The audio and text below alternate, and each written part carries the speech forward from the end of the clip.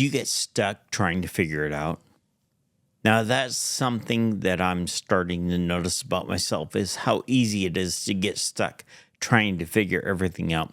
Not stuck because I don't care, not stuck because I'm lazy, stuck because I want to do things the right way. I'll start thinking about how to improve something in my life, and instead of just taking the next step, I start trying to design the perfect way to do it, the perfect system, the perfect structure, the perfect plan.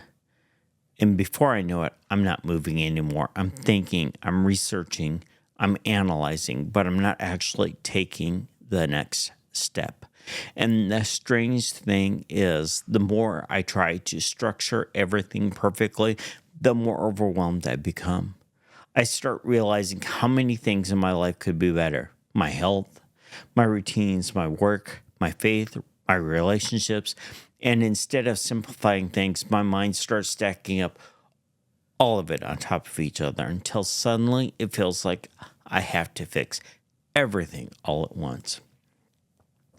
And when that paralysis shows up, not because I don't want to change, but because the weight of trying to change everything becomes too heavy, the more I've been thinking about it, the more I'm realizing something simple. Realizing growth almost never happens the way we imagine it. It doesn't come from having the perfect system. It comes from taking the next step, not 10 steps, not the full plan, just the next step. And that sounds obvious, but it's surprisingly hard to live that way because part of us wants to control.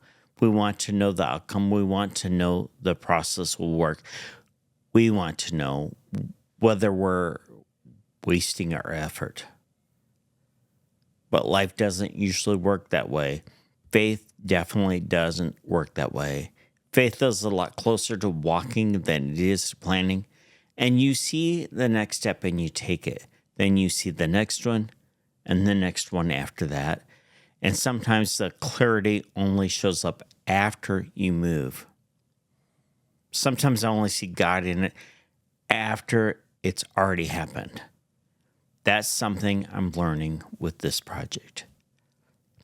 Day to 60 isn't about having it figured out. It's about learning to move forward again, learning to grow again, learning to take steps instead of waiting for certainty.